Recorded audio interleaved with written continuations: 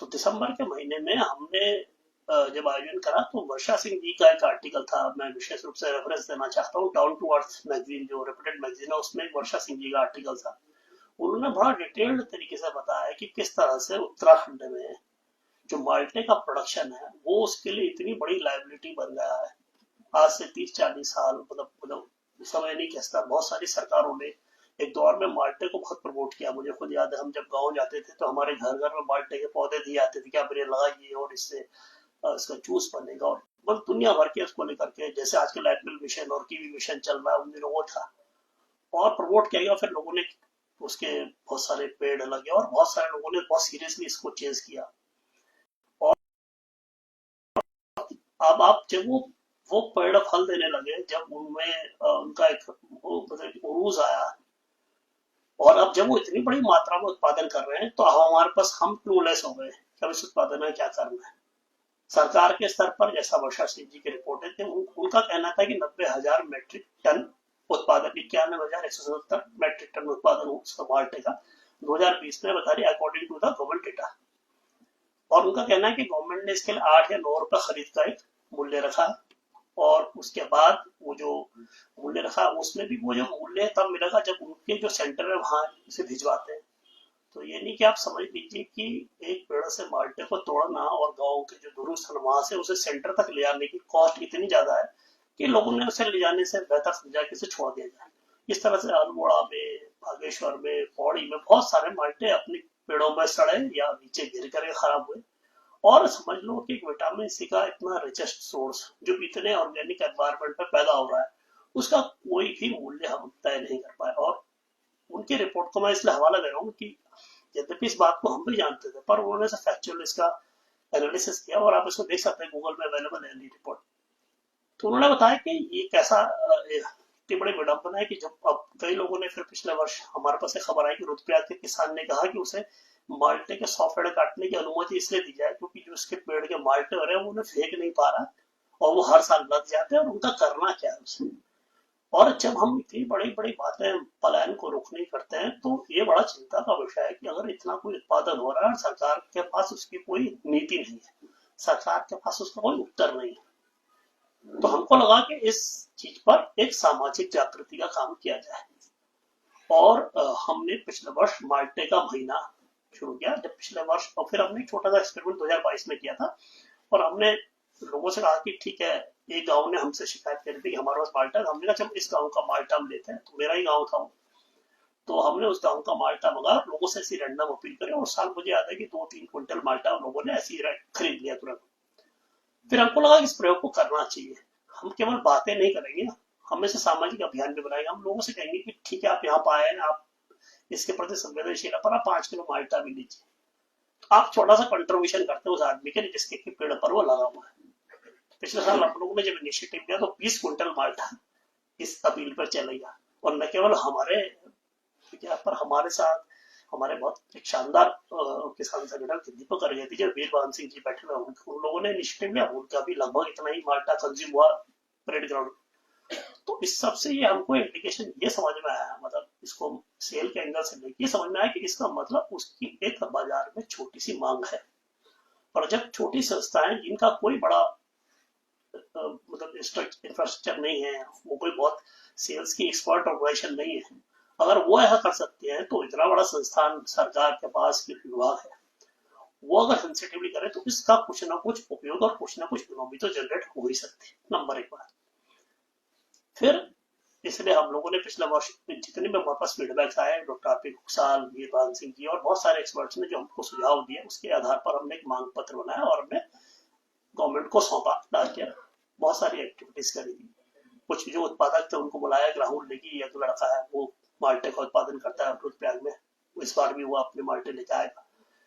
तो हमने इस पूरे कैंपेन को इस साल फिर रिपीट करने का तय किया। आज उसका पहली वर्ष करेंगे। एक्सपर्ट तो पूरी बातें बताएंगे, मैं तो सामान्य बात बता रहा हूँ आपको। लेकिन ये पूरी कार्रवाई को आपसे साझा करने का, जून लाइब्रेरी में आयोजन करने का माल्टे का मकसद ये है कि हम इस विषय पर सामाजिक चिंता जाहिर कर रहे हैं कि जब एक तरफ हम ये कह रहे हैं कि पहाड़ के गांव खाली हो रहे हैं, वहां सुअर है, वहां बंदरों का संकट है, तो जो वहां प्रोडक्शन हो रहा है क्या हमारे पास उसके लिए कोई उत्तर है? और अगर नहीं है तो हमको इस बात को लेकर के सामाजिक दबाव बनाना चाहिए और एक सामाजिक अभियान इस तरह का आकार लेना चाहिए जिसमें हर वर्ष जो भी लोग अपने खेतों में माल्टे का या सिट्रस फलों का उत्पादन करते हैं, अगर हम एक सोशल चेन बना सके, हम उनको कंजम्पशन दे सके, उनको एक सम्मानजनक मूल्य दे सके। पिछले वर्ष हमने जन समर्थन मूल्य डिक्लेयर किया 40 रुपए माल्टे का और 50 रुपए नारंगी का। और हमने उनसे कहा कि क्योंकि सरकार तो 8 रुपए में, गाँव में जाओ तो 1 रुपए का दाना देते हैं, मैं आपको सच बताऊं तो बड़ा शर्म का विषय है, यानी कि 1 किलो का मतलब 8 रुपए किलो। आप गाँव में जब कट्टा भर के आपको 100 रुपए में दे देंगे तो उनको खुद ही मालूम कि उसकी वैल्यू क्या है। और जबकि माल्टा यहाँ पर 100 रुपए किलो भी बिकता है एक टाइम पे आकर के, क्योंकि वो विटामिन सी का रिच सोर्स है। तो हमने ये तय किया कि नहीं, उनको उनके जो प्रोडक्शन की वैल्यू देनी है, तो इसलिए हमने उनसे कहा कि आप उसको 30 रुपए में देहरादून ला के दीजिए, 10 रुपए उसका सेलिंग कॉस्ट बनाते हैं और हम सब मिलकर खरीदेंगे, जितना हमसे सामर्थ्य अपने दोस्तों से कहेंगे भाई चलो हम 2 किसानों की मदद करेंगे, बट करेंगे एक दो लोगों की, क्योंकि लोग हमसे कहते हैं कि तुम कब तक बातें करते रहोगे, इस पर कुछ ठोस होना भी चाहिए। तो हमने छोटा सिंबॉलिक जेस्चर के तौर पर उनसे लिया। इस साल भी ऐसा करने का तय किया। कल से हम एक मोबाइल वैन चलाएंगे, उसके बारे में किशन जी बताएंगे। तो कुल मिलाकर के इस साल की जो माल्टे का महीना की गतिविधि है, माल्टे के बहाने पहाड़ के जो फल है, वहाँ के नैसर्गिक फल है, इतने ऑर्गेनिक वातावरण, उनकी एडवोकेट, उनकी बात को सामाजिक चिंता में शामिल करना है, वो हम सबकी चिंता होनी चाहिए। क्योंकि अगर कोई आज लड़का बड़ी बड़ी बातों से प्रेरित होकर पहाड़ पे जाकर दोबारा अपने खेत में पेड़ लगा करके उत्पादन कर रहा है, तो हमारी समाज के तौर पर जिम्मेदारी है हम उस लड़के के साथ खड़े तो हो जाए। हम देहरादून के लोग इतना तो कर सकते हैं कि उसको भरोसा दें कि भाई अगर तू खड़ा हुआ है तो हम तेरे साथ हैं, और एक समाज के रूप में, कम्युनिटी के रूप में साथ हो। और अगर हम कम्युनिटी के रूप में साथ में, तो सरकार को भी साथ लाने में हम कामयाब हुए, क्योंकि उनको भी मालूम पड़ा है कि हाँ, समाज में इसमें चर्चा है। तो इस बात को इतना रखते हुए मैं आज की जो सभा है इसको औपचारिक रूप प्रारंभ करेंगे। तो आज की सभा की अध्यक्षता के लिए धात के जो हमारे वरिष्ठ उपाध्यक्ष है श्री डी सी नोटियाल जी से मेरा निवेदन रहेगा कि वो हमारे सभा की अध्यक्षता की अनुमति दें। तो नोटियाल जी से नमस्कार, उनका निवेदन रहेगा। नोटियाल जी का ताली बजा करके स्वागत किया जाए। और हमारा जो हम इस अब हरियाणा गांव के, तो मैंने थोड़ी सी भूमिका रखी, इससे पहले कि प्रमुख वक्ताओं को मंच पर बुलाया और उनसे बातचीत सुनेंगे क्या क्या है। मैं चाहूंगा कि किशन सिंह जी जो हमारे हरियाणा गांव के वरिष्ठ साथी है, और उन्होंने एक फंची सहकारिता के साथ एक प्रयोग भी किया है, जो माल्टे को देहरादून में घर घर तक पहुंचाने का पिछले साल का अभियान था, और इस साल जो मोबाइल वैन का कैंपेन है वो किशन जी की तरफ से ही होना शुरू। तो मैं चाहूँ किशन जी अपनी छोटी सी बात रखेंगे, उसके बाद वक्ताओं को मंच पर बुलाते हैं। किशन।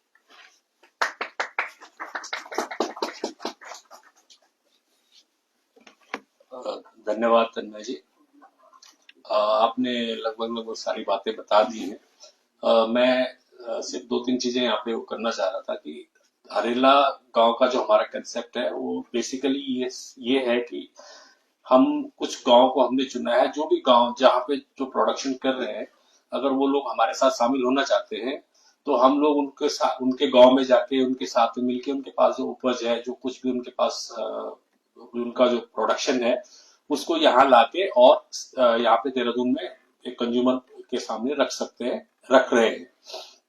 इस मामले में हमने पिछले 2-3 साल में करीब 5-6 गांव को अभी तक जो है जहां से हम लोग प्रोडक्शन ले रहे हैं और यहाँ पे देहरादून में पहुंचा रहे हैं। तो इसी के तहत अभी माल्टा को भी जो है माल्टे का महीना बोल के हमने जो शुरुआत करी थी, हरेला गांव के तहत इसको कर रहे हैं।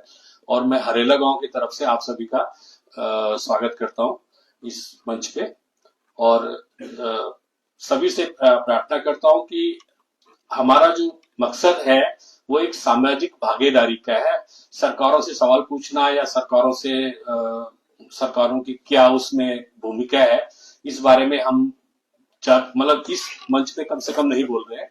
और वो कर सकते हैं, लेकिन वो हम एक इंडिविजुअल या एक छोटी संस्था के तौर पे नहीं कर सकते, उसमें समाज में बड़ी व्यापक हुआ है।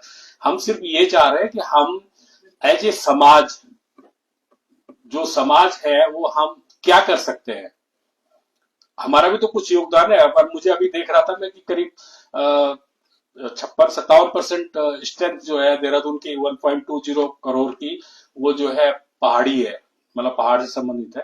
तो हमने कभी न कभी जो भी पहाड़ में रहा होगा, आज नहीं तो कल, पहले 10 साल पहले, 20 साल पहले उसने माल्टा तो चखा ही होगा। अगर हम 5-5 किलो माल्टा ले लेंगे तो 90,000, जो बता रहे थे 90,000 मैट्रिक टन का जो प्रोडक्शन है, क्या वो देहरादून में खपत नहीं हो सकती है? हो सकती है। इसके लिए हमें जो है, हमारा जो मकसद है वो ये है कि हम उस किसान के साथ में खड़े हों जिसके पास, जैसे अभी जो आप तन्मय जी बता रहे थे कि उसने बोला मेरे मेरे पास 150 पेड़ है, इनको काटने की अनुमति दी जाए, क्योंकि उसको काट भी नहीं सकता, वो जंगल बन गया है, तो उसको काटने के लिए भी वन विभाग परमिशन नहीं दे रहे।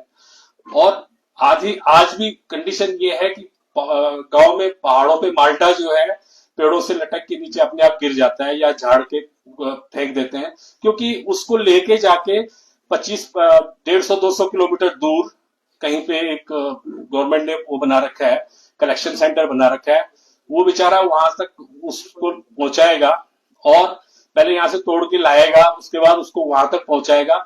मुझे नहीं लगता है कि उसको कुछ मिलने वाला है, वो वहां जाके खाली हाथ वापस आएगा।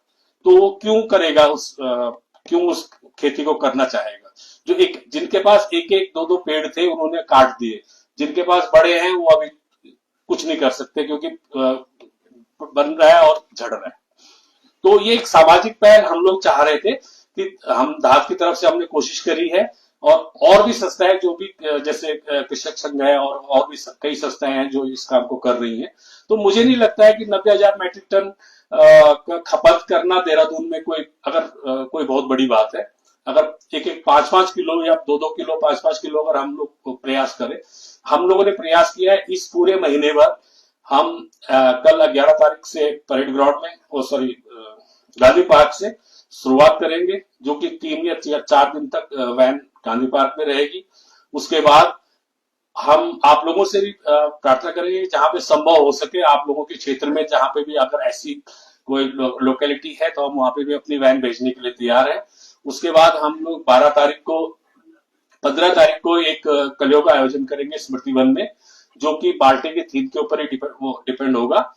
वहां पर भी हम लोग जो है करीब 75 से 100 आदमियों के लिए लंच की व्यवस्था करेंगे, और वहां जो है वहां पर भी माल्टा उपलब्ध होगा सेल के लिए। उसके बाद हमने एक जितने भी हमारे सहयोगी हैं जो बाहर के शहरों में रह रहे हैं, दूसरे शहरों में रह रहे हैं, उन लोगों से हमने निवेदन किया है कि वो अपने क्षेत्र में किसी भी दिन अपनी सुविधा के अनुसार माल्टे को कंज्यूम करने के लिए एक अवेयरनेस के लिए एक वो बनाए, एक कलियो फूड, छोटा सा फूड फेस्टिवल टाइप का करें जिसमें कि माल्टा मेन रूप से यूज किया जाए। उसके बाद 22 तारीख को हमने हरेला गांव के तहत एक गांव गवाणी है पौड़ी गढ़वाल में, वहां पर एक आयोजन किया गया है।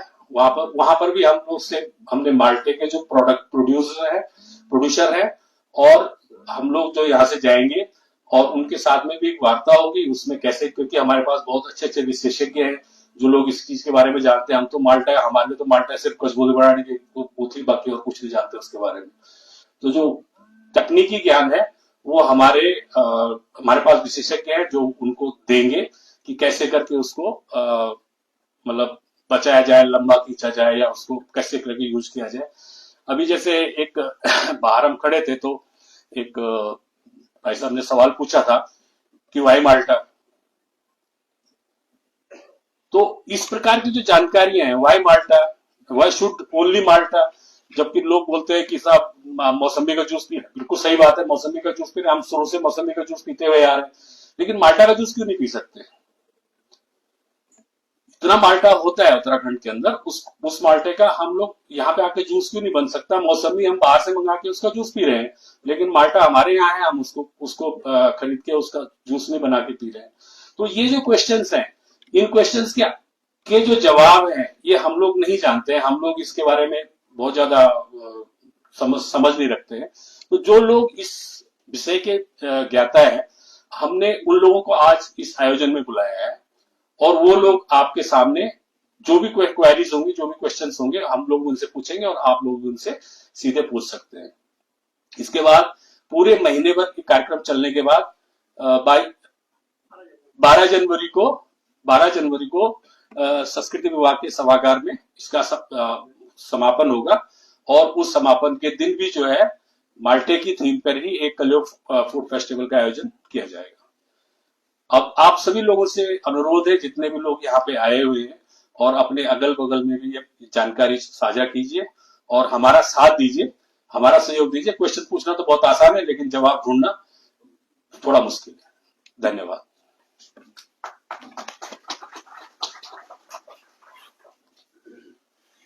धन्यवाद किशन जी। किशन जी से एक बात छूट गई, मैं उस बात को और ऐड करना चाहूंगा कि हम लोगों ने इस साल 2 एक्सपेरिमेंट और किए। हमने एक एप्पल फूड फेस्टिवल भी किया था, एप्पल पर तो नहीं, हरियाणा के महीने में, क्योंकि हरियाणा के जुलाई अगस्त के महीने में पहाड़ों में सेब हो रहा है।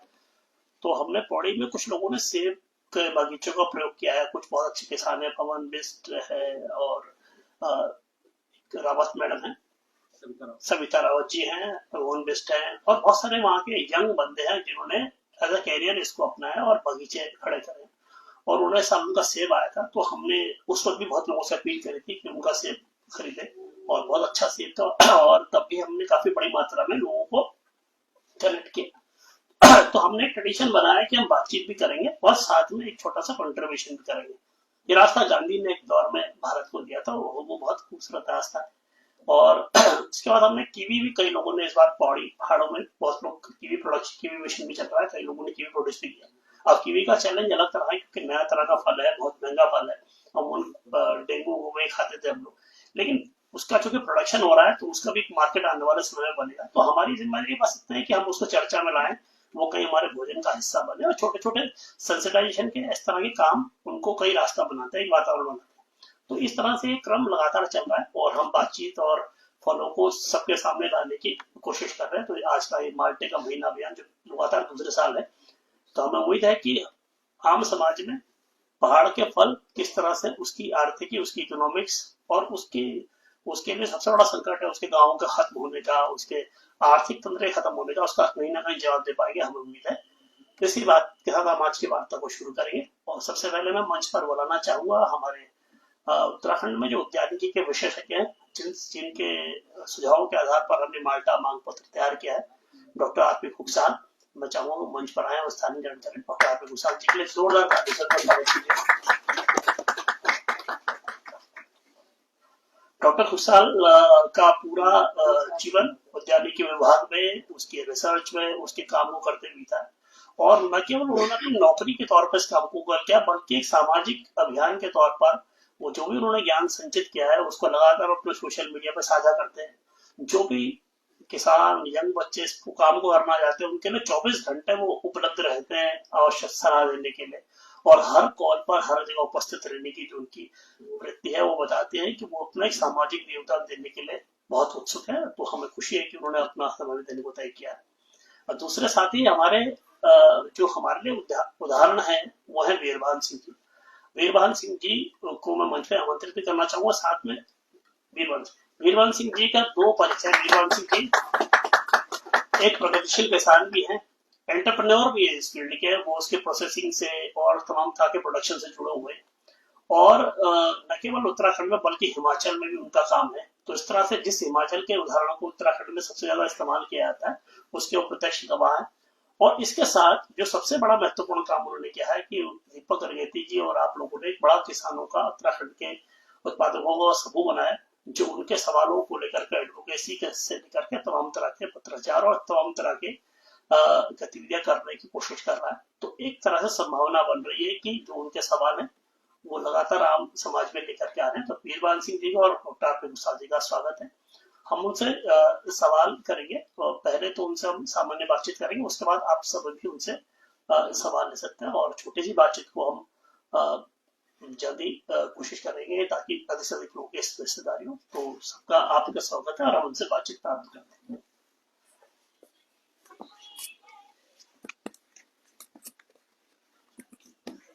हेलो हेलो हेलो हेलो स्वागत है। और औपचारिक रूप से अधिक परिचय देते हैं। मैं डॉक्टर खुगसाल से ही सबसे पहले तो माल्टा के इतिहास के बारे में जानना चाहूंगा कि ये माल्टा या जो सिट्रस प्लांट का पहाड़ में जो प्रोडक्शन है, क्या वो अपने आप हो रहा है या ये सरकार की किसी योजना का प्रतिफलन है?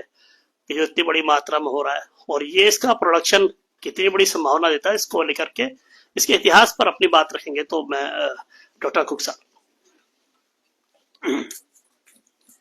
धन्यवाद तन्मय जी। इस संवाद कार्यक्रम की अध्यक्षता कर रहे नौटियाल जी, दाद संस्था के सभी जुड़े हुए सदस्यगण, ये हमारे कृषक बागवान उद्यमी संगठन के अध्यक्ष श्री बीरवान सिंह रावत जी, ये मुझे अवसर देने के लिए दाद संस्था का बहुत बहुत धन्यवाद और आभार। ये दाद संस्था का बहुत ही सराहनीय प्रयास है कि पलायन रोकने की बातें चर्चाएं काफी होती हैं, लेकिन सबसे बड़ी विडंबना यह है कि जो पर्वतीय क्षेत्रों में जो हमारे उत्पाद हैं उनको अच्छा बाजार न मिल पाने के कारण किसान काफी हतोत्साहित और निराश हैं। जहां तक माल्टा की बात है, तो वर्ष के जैसे ही विगत 20-30 साल से तो मैं भी देख रहा हूं, या आप लोगों ने भी अनुभव किया होगा मीडिया के माध्यम से, समाचार पत्रों के माध्यम से, कि जैसे ही नवंबर-दिसंबर का माह आता है और माल्टा विपणन की चर्चाओं में आ जाता है। वो हर साल है, आज की कहानी नहीं है। कभी शुरू में अगर आपको याद होगा तो पहले क्या हुआ था कि जब ये शुरू में इसको गढ़वाल मंडल विकास निगम के माध्यम से और कुमाऊं मंडल विकास निगम के माध्यम से बेचने की चर्चाएं हुई, किया गया, उनको 1-2 करोड़ रुपए दिया गया कि अनटाइड फंड से, कि आप किसानों के यहाँ से माल्टा उठाइए और इसको कानपुर लखनऊ ले जाके बेचिए। लेकिन वो पैसे भी बर्बाद गया, माल्टा लेके लोग गए, तोड़ के किसानों को सपोर्ट प्राइस दिया गया, तो वो विचार भी नहीं सफल हुआ। उसके बाद आपके रुद्रप्रयाग जनपद तिलवाड़ा में ये हुआ कि साहब यात्रा सीजन में क्योंकि ये बिक जाएगा तो इसके लिए एक फैक्ट्री लगाई गई, जूस फैक्ट्री लगाई गई। काफी बड़ी जूस जनपद के रहने वाले हैं जिनको संज्ञान हो। ये 80 के दशक, मतलब उसकी बात है 80-90 के दशक में। और उसमें ये हुआ था कि माल्टा का जितना भी प्रोडक्शन, क्योंकि सबसे ज्यादा प्रोडक्शन चमोली जिले में मंडल एरिया में और रुद्रप्रयाग जनपद में होता था, तो वहां पर उसकी फैक्ट्री लगाई गई जूस की, और वहां पे पूरा माल्टा कलेक्ट करके रखा गया। फैक्ट्री चली भी 1-2 साल, लेकिन वो घाटे में होने के कारण वो भी बंद हो गई। उसके बाद आपने सुना होगा लास्ट ईयर माननीय मंत्री जी का वक्तव्य था कि पहाड़ का माल्टा, उत्तराखंड का माल्टा, उत्तराखंड के माल्टे से गोवा में बनेगी वाइन। बड़े बड़े हेडलाइंस में ये पेपरों में आया था कि यहाँ से हम माल्टा जो है गोवा जाएगा और गोवा में हम उसकी जो है वो शराब बनाने के काम आएगा। उसके बाद कुछ उन्होंने सपोर्ट प्राइस की माल्टा की किसाब किसानों के यहाँ, जो उसमें सी ग्रेड का ही करते हैं, मतलब जो ए और बी ग्रेड जो बड़ा साइज का, उसका नहीं, केवल सी ग्रेड का। और करीब 7 रुपए का भी 8 रुपया, विगत वर्ष 9 रुपया रखा था किलो। और उसमें शर्त ये थी कि वो कलेक्शन सेंटर जो वहां पे बने वहां तक किसान लाएगा, तो किसानों को नहीं पड़ना था उसने, मतलब फल तोड़ना और उसको वहां तक पहुंचाना। इस तरह से मतलब पर्वतीय क्षेत्र जितनी भी सरकारी दावे रहे या सरकार के प्रयास रहे, वो असफल प्रयास रहे, वो नहीं हो पाए। और आज भी माल्टा का किसान जो है वो मतलब हतोत्साहित है, उसको उसका उचित मूल्य नहीं मिल पा रहा है। जहां तक हम माल्टा की बात करते हैं पर्वतीय क्षेत्रों में, तो 1000 मीटर से लेकर के 2000 मीटर की ऊंचाई वाले जितने भी स्थान है वहां पर अधिकतर माल्टा होता है। जैसे तन्मय जी ने कहा, माल्टा दरअसल में ये किसी योजना के तहत या उद्यान विभाग की देन नहीं है। पुराने जमाने में जो लोग थोड़ा वो होंगे 70 साल से ऊपर के, तो जब हम लोग जाते थे ऋषिकेश से लेकर यात्रा पे या कहीं चमोली जिले, रुद्रप्रयाग जिले में, तो चाहे रुद्रप्रयाग हो, चाहे कर्णप्रयाग हो, चाहे पीपलकोटी हो, वहां के किसान जो है पीठ पे कंडी पे नारंगी लेके आते थे। या पौड़ी का इलाका हो, ज्यादातर पूरे पहाड़ में नारंगियां होती, संतरा होता था। तो संतरा के मार्केटिंग की कोई समस्या नहीं है, आज की तारीख में भी नहीं है। गांव में जहां पर भी संतरा है उसकी कोई समस्या नहीं, समस्या है माल्टा की। तो हुआ यूं कि माल्टा में बीज बहुत होता है, कुछ माल्टा के पौधे अच्छे भी हैं, मैं नहीं कह रहा हूं कि सारा माल्टा खराब है। तो जब से जूस फैक्ट्री लगनी शुरू हुई तो इन्होंने क्या किया कि जूस तो निकाल दिया और बीज जो है वो जमा करते गए। और जो सरकारी नर्सरियां थी या जो प्राइवेट नर्सरियां थी, क्योंकि पहले हमारे जमाने में जब मैं सेवारत था तो हम लोग लखनऊ से या बाहर अन्य राज्यों से संतरे का बीज मंगाते थे, एक एक दाना बीज बोते थे, उसके पौधे तैयार करते, तब वो योजना में संतरा का पौधा जाता था। लेकिन धीरे धीरे लोगों ने शॉर्टकट करना शुरू किया और वो बीज उठा करके नर्सरी में बेचना बोना शुरू किया, तो सारे माल्टा के हो गए। उसके बाद हुआ क्या कि कोई भी किसान जब लेने गया, पौध लेने गया, तो उसने मांगे संतरा के पेड़ और वो उसको बिड़ा दिए गए माल्टा के पेड़, क्योंकि उनके पास थे ही माल्टा, संतरा के पेड़ तो थे नहीं। तो धीरे धीरे उनकी तादाद बढ़ती गई और हर एक ने वो खेत के किनारे पर लगाते गए, तो उसकी स्ट्रेंथ काफी बढ़ गई। मैं नहीं कह रहा हूँ सारे पेड़ ऐसे थे, कुछ पेड़ बहुत अच्छे भी हैं, मंडल के इलाके में जाएंगे तो वैरायटी है, क्योंकि माल्टा की जो होती है वैरायटी होती है। ब्लड रेड हुई, जाफा हुई, नेवल वाशिंगटन हुई, मतलब एक नॉन वैरायटी होती है। कोई भी चीज अगर हम उन्नतशील किस्म की बात करेंगे तो उसका नाम होगा। इस माल्टा का कोई नाम नहीं है, इसको कहते हैं माल्टा कॉमन, मतलब इसकी कोई जात नहीं है, ये अपने आप ही जो इस तरह का हो गया। तो धीरे धीरे क्या हुआ, फिर उसके बाद क्या हुआ कि इसका उचित रख रखाव भी इसका वो भी दिक्कत रही, लोगों को तकनीकी जानकारी नहीं थी। क्योंकि जो पुराने नारंगी के पेड़ क्या हुए कि जो पहले नारंगी के पेड़ थे वो धीरे धीरे सारे डिक्लाइन करने लग गए, क्योंकि जब तक आपको किसी फसल के बारे में, उसके बारे में पूरी तकनीकी जानकारी ना हो तो वो जो है उसका उत्पादन उतना अच्छा हो नहीं पाता। तो इस तरह से इसका एक अपना माल्टा का इतिहास है। और माल्टा अपने आप में एक बहुगुणी फल है, उसके स्वास्थ्यवर्धक उसकी उपयोगिता है, क्या कहते हैं उसका आयुर्वेदिक उसके औषधि गुण है, उसका हर पार्ट उसकी उपयोगिता है। मतलब एक तो उसका खट्टा मीठा स्वादिष्ट जूस है, विटामिन सी प्रचुर मात्रा में है, एंटीऑक्सीडेंट है, शरीर को डिटॉक्स करता है, जितने भी स्वास्थ्यवर्धक विटामिन है, कार्बोहाइड्रेट्स या प्रोटीन है, जो भी कहो सारे उसमें उपलब्ध हैं। तो इस तरह से जो है उसका छिलका जो है सौंदर्य प्रसाधन के काम में आता है और कहीं कहीं बहुत अच्छा काम हो रहा है। मैं एक बार गया था इसमें, ये ILSP जो UGBS करके जो संस्था है, इसकी मॉनिटरिंग में गया था मैं। तो मैं गया था पिथौरागढ़ में, करनाली छेना एक जगह है, तो वहां पर एक संस्था काम करती है, बहुत अच्छा देखने लायक है। उसमें एक दीपक बिष्ट हैं, उसके हेड थे उस समय, अब तो घर पौड़ी में आ गया हो। उन्होंने इतना अच्छा कर रखा है वहां पे, 15-20 लोगों का स्टाफ है, पूरा प्रोटोकॉल फॉलो होता है इसका केनिंग सेंटर का, मतलब जिस तरह के प्रोटोकॉल्स होते हैं हर चीज उनका बना है। और आपका ये रजिस्टर्ड वो है, जो उसकी जो प्रोसेसिंग यूनिट है, APO लाइसेंस जो भी लाइसेंसदारी है, तो वो सारा स्थानीय माल्टा कलेक्ट करते हैं, 20 या 25 रुपए किलो के हिसाब से वो उनसे लेते हैं और सारा उसका जूस बनाते हैं, उसका छिलका सुखाते हैं, उसका सौंदर्य प्रसाधन को, उसका एडवांस डिमांड है। हमारा कहने का मतलब यह है कि इस तरह के सक्सेस स्टोरीज हैं। तो अच्छा, फिर जो इस समय प्रधानमंत्री जी के आत्मनिर्भर भारत में जो सूक्ष्म प्रोसेसिंग यूनिट के लिए जो इस समय दिया गया है 35% की सब्सिडी, 10 लाख का अनुदान, पौड़ी में एक कैलाश बोगड़ा उसने बहुत सुंदर लगा रखी है, तो कई तरह की इस तरह की यूनिट लगी है। लेकिन गवर्नमेंट की तरफ से जो इस तरह का जो विपणन वाला जो पोर्शन है वो सचमुच में चिंताजनक है। यहाँ पे एक औद्यानिक विपणन बोर्ड बना है, उसमें हमारे माननीय मंत्री जी जो है उसके अध्यक्ष हैं, उसके साथ हमारे जो महानिदेशक हैं उसमें सचिव हैं, बहुत बड़ा स्टाफ है। लेकिन वो उनका केवल और केवल काम ये होता है कि जैसे सेब का जब सीजन खत्म होने को होता है तो वो सेब की पेटियां बाजार से खरीद के उनको उपलब्ध करवाते हैं, जबकि कायदे से सारे फलों के लिए जो है इसकी विपणन की व्यवस्थाएं होनी चाहिए, उस पर चर्चाएं होनी चाहिए, फिर उसका कैसे पैकिंग पैकेजेस की ट्रेनिंग होनी चाहिए। तो ये अन्य कई सारे विषय हैं। तो इस पहले वाले प्रश्न का इतना ही जवाब तब बतेरा मेरे ख्याल से ठीक है।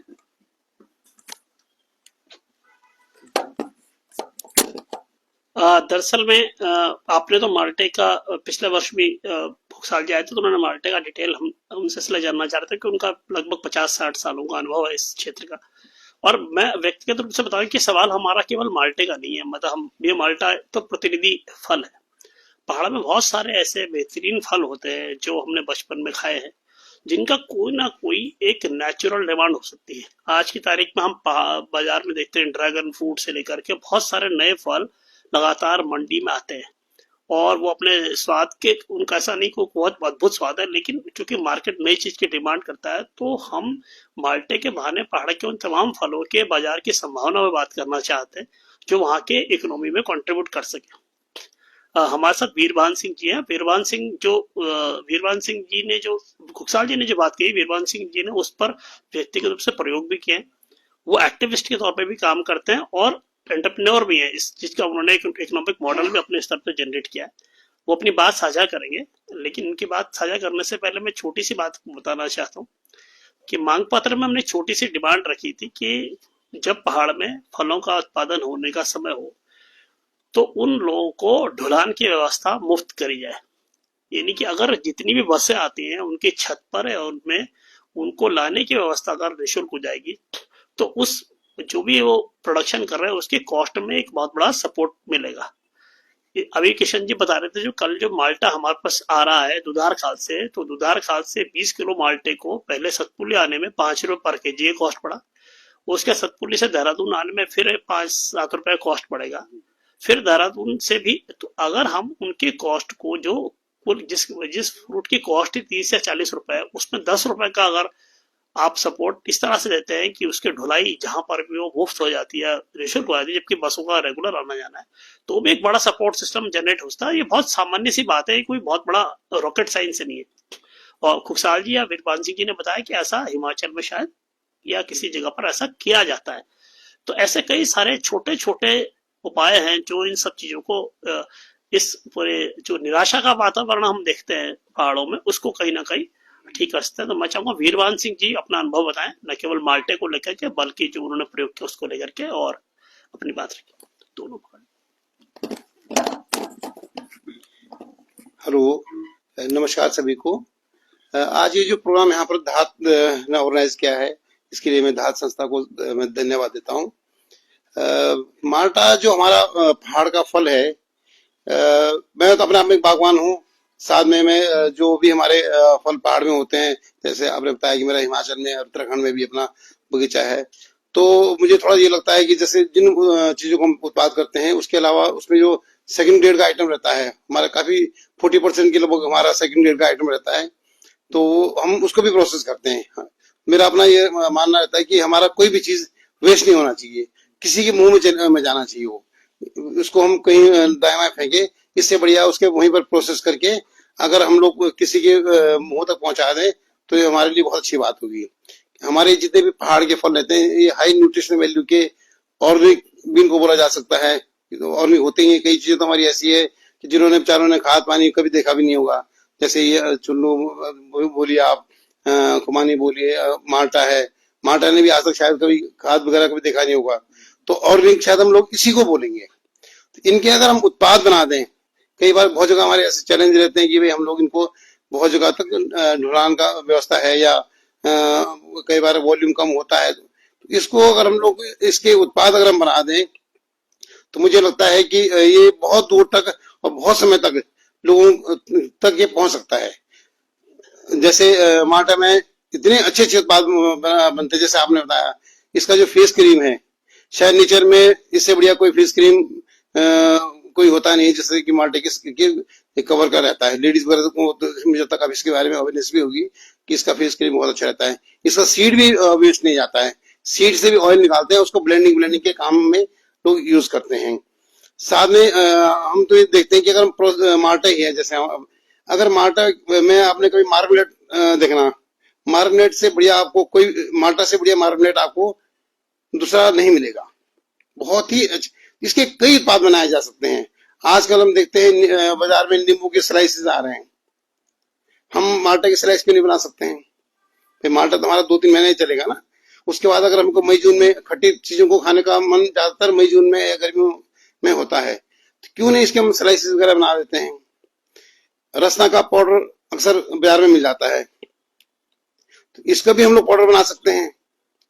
तो हम लोगों को इस फील्ड में वैसे इसका जो पाउडर तो मैं अभी ट्राई कर रहा हूँ। अब जैसे नया फल आएगा, हम लोगों ने कहीं बात भी की हुई है, इसका हम पाउडर बनाने की कोशिश कर रहे हैं कि इसका भी पाउडर बनाया जाएगा। और जिस तर्ज पर रसना का पाउडर हम लोग यूज करते हैं, उसी तर्ज पर हम लोग माल्टा का भी पाउडर को एज ए जूस में मिलाने के काम करेंगे। अभी मैं कहीं लखनऊ में गया था तो मुझे एक चीज वहां बड़ी अच्छी लगी कि वहां मैरिज में हम लोगों ने पाइन एप्पल का हलवा खाया, सेब का हलवा सब बनाते हैं। तो इन चीजों को भी अगर हम जैसे अपनी पहाड़ी चीजों में जोड़े, जैसे कभी माल्टा का भी हम हलवा बनाते हैं, तो कोई मुश्किल, बहुत कोई रॉकेट साइंस नहीं है ये। इसमें अगर हम लोग ट्राई करेंगे तो ये सब चीजें बड़ी इजीली बन सकती हैं। तो हम लोगों को धीरे धीरे इन सब चीजों के उत्पाद भी बनाने पड़ेंगे। मुझे तो ये लगता है कि मेरा अपना एक्सपीरियंस ये है कि देहरादून शहर में 2-2.5 महीने अगर माल्टा का एक अच्छा प्रचार प्रसार जैसे हम लोग करेंगे तो यहाँ मुझे लगता है कि जितना भी हमारा उत्तराखंड का माल्टा है सब हमारा यहीं खप जाएगा। लास्ट ईयर हम लोगों ने 3-4 दिन में 20 क्विंटल माल्टा एक जगह पर ही सेल किया अपने ग्राउंड में। और जब हमारे पास माल्टा खत्म हो गया उसके बाद माल्टा लेने वालों की संख्या, जब बाद में जब उसका हल्ला चला कि वहां माल्टा मिल रहा है, आप लोगों ने भी जगह जगह प्रचार प्रसार किया, उसके बाद माल्टा की इतनी डिमांड आई कि जैसे हम लोग अपने घरों में रहते हैं तो वहां लोगों ने कहा कि आप लोगों ने वहां माल्टा भेजा, जरा हमारी माल्टा मंगा दीजिए। तो मुझे ये लगता है कि जो लोग हम लोगों ने लास्ट ईयर इतना प्रचार प्रसार किया था उसका इस साल बहुत अच्छा इम्पैक्ट रहेगा। और मुझे तो लगता है कि 400-500 क्विंटल से ज्यादा हम लोग इस साल देहरादून में ही माल्टा का सेल करेंगे। ऐसा नहीं है, हमारे यहाँ बहुत सारे लोगों को माल्टा चाहिए होता है, अवेलेबल नहीं हो पाता है। दूसरा मैं एक चीज बताऊं आपको, हमने अपने चीज की वैल्यू घटाई हुई है। माल्टा ऐसा कोई फल नहीं कि जो उत्तराखंड में होता है, विदेशों का माल्टा बाजार में बिक रहा है, वो 200 रुपए किलो या 200-250 रुपए किलो में उसका रेट है। कोई माल्टा कोई नया फल नहीं है, माल्टा अवेलेबल है बाजार में, पूरे इंडिया में मिलता है। उसका 200-250 रुपए रेट है। और हमारा जो माल्टा है उसका रेट 30-35 रुपए। हम अपने माल्टे को क्यों कीमत नहीं दे पा रहे हैं, जबकि न्यूट्रिशन वाइज उसमें कोई किसी टाइप की कोई कमी नहीं है, फ्रेश भी है। विदेश से जो फल आ रहा है तो वो तो काफी लंबा ट्रेवलिंग करके आ रहा है, हम तो यहाँ फ्रेश हार्वेस्टिंग कर रहे हैं। तो हमें अपने फलों को खाना चाहिए, हमें अपने फलों को एक वरीयता देनी चाहिए, उनको प्रमोट करना चाहिए। और जो ऑर्गेनिक, जैसे कहा जाता है कि ऑर्गेनिक फल है, तो मुझे लगता है इससे ऑर्गेनिक तो कोई चीज यहाँ हो नहीं सकती। हाई न्यूट्रिशन वैल्यू वाला फल भी है, इसके उत्पाद भी बनाए जाने चाहिए। तो मेरा यही इसमें है कि माल्टा को हम लोगों को प्रमोट करना चाहिए। हमारा ये फल है, इसमें किसी टाइप की कोई कमी नहीं है। सिर्फ कमी इस बात की रही है कि इसको हमारी सरकार ने प्रमोट नहीं किया। इसमें सिर्फ ये कमी रही कि हमारी सरकार ने इसको प्रमोट नहीं किया। अगर हम लोगों को इसको प्रमोट करना पड़ेगा। सरकार को तो चलो रहने दीजिए, इसमें ज्यादा दोष देना ठीक नहीं है। हम इसमें काम करेंगे और आपको हम विश्वास दिलाते हैं कि 1-2 साल के अंदर अंदर हमारा 100% माल्टा शहरों तक पहुंचेगा और लोगों के भोजन तक पहुंचेगा। Thank you. धन्यवाद सर। और वीरवान सिंह जी ने एक अंत में महत्वपूर्ण बात बोली कि हम अपने स्तर पर जो काम करेंगे, लेकिन मुझे लगता है कि डेमोक्रेसी में, लोकतंत्र में अंततः सरकार नियामक है और हमारे सारे प्रयास उसको जगाने के लिए और समाज में वातावरण बनाने के हैं। कोई भी संस्था की सीमा इतनी नहीं है कि वो सरकार का विकल्प हो सके। हम अपनी तरफ से प्रयास करते हैं वातावरण बनाने का, और हमें उम्मीद है कि अगर समाज में वातावरण बनेगा तो सरकारें भी लाइन पर आती। सर ने भी पैकेजिंग मटेरियल की बात करी कि हमको जो सेब के पैकेजिंग मटेरियल वो बोर्ड प्रोवाइड कराता है। अभी हम लोगों ने जब कीवी के लिए लोगों से अपील करी और वो बेचारे कीवी उन्होंने भेजा में, तो ऐसा पाया गया कि कीवी प्रॉपर पैकेजिंग ना होने के कारण बहुत जल्दी खराब हो गया। अब ये बड़ा आश्चर्य का विषय है कि जिस कीवी मिशन को लेकर के सरकार अखबारों के विज्ञापन लदे रहते हैं, उसकी पैकेजिंग कैसे करनी है उसका बेसिक साइंस बहुत कम किसानों को पता है। और जिन्होंने 2-2 कुंटल 4-4 कुंटल कीवी उगाए वो उसका रास्ता नहीं ढूंढ पाए कि आखिरकार इसे प्रिजर्व कैसे करेंगे। ऐसे कई छोटे छोटे सवाल हैं जो मतलब बहुत रेडिकुलस से भी लगते हैं आज के दौर में, जब इतना सूचना क्रांति का दौर है, इतनी सारी इंफॉर्मेशन है। पिछले साल ये बात चली कि माल्टे का जो समर्थन मूल्य अगर सरकार सी ग्रेड भी खरीद रही है तो क्या उसकी घोषणा समय पर होती है, क्या उसके सेंटर्स का डिक्लेरेशन होता है कि किस किस सेंटर पर खरीद सकते हैं। तो यहाँ जितने लोग बैठे हुए हैं, मैं सबसे ये सवाल भी रहा है कि किसी ने कभी कोई ऐसा विज्ञापन देखा अखबार में जिसमें सूचना हो कि भाई इस बार सर्दी का फल माल्टा आने वाला है और उसकी 9 रुपए ही कीमत सही, और यहाँ आप बेच सकते हैं। क्योंकि हमने कोटद्वार पता करा, वहां हमको सेंटर नहीं मिला, पूरा ढूंढ करके श्रीनगर में सेंटर नहीं मिला जो सामान्य व्यक्तियों को। तो जो एक आम किसान है जो गांव में जब तक ना अखबार जाता ना कुछ जाता, उसको कहाँ से रास्ता मालूम पड़ेगा अपने सामान को ले जाने का।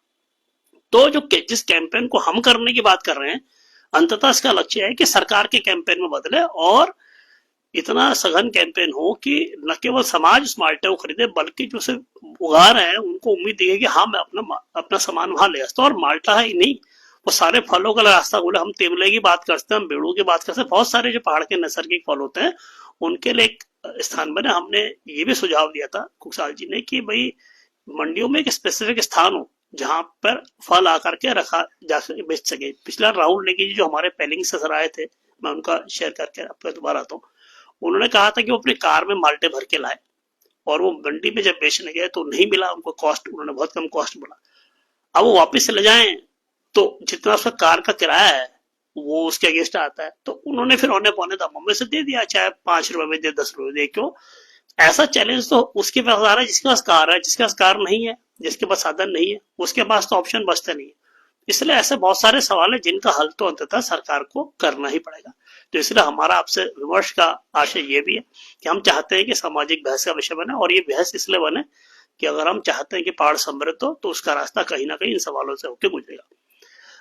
इस बात एक सवाल लेकर के हम सबसे बातचीत भी करेंगे इस बारे में, क्योंकि हमारा मकसद आज आपसे बातचीत करने का ज्यादा है। आप एक्सपर्ट लोग, आप तो हमारे साथ है ही हमारे साथ। आपके हिसाब से जो वर्तमान, जैसे उन्होंने उम्मीद करी कि इस बार हम बड़े संख्या में माल्टे का या सिट्रस प्लांट्स का हम देहरादून में हम उसकी सेल करेंगे, आपके हिसाब से 3 बेस्ट तरीके क्या हो सकते हैं कि वो आम समाज तक पहुंचे? मैं उनसे भी, कुकसाल जी से पहले वो 3 रास्ते पूछना चाहूंगा और बीरबान जी से भी, कि हम बहुत प्रतीक्षा नहीं कर सकते कि हम आने वाले 10 साल में से बदलेंगे। जिन युवा लड़कों ने, पवन बिष्ट जैसे बहुत सारे लोगों ने अपने कैरियर दांव पर लगा करके पहाड़ों में प्रोडक्शन का काम चालू किया, उनको उम्मीद देनी जरूरी है, क्योंकि अगर उनकी उम्मीद टूटी तो एक फिर नया अंधेरा सामने आएगा। तो उनका हौसला बना रहे और हम बहुत ठोस क्या तरीके हो सकते हैं जिनसे ये इसको रास्ता मिले। मैं कुकसाल जी, ये बड़ा अहम प्रश्न है। थोड़ा सा जब मैं पुरानी बात जो आपने कही प्रचार प्रसार और उसकी, निश्चित रूप से ये प्रचार प्रसार भी एक बहुत बड़ी कमी रही।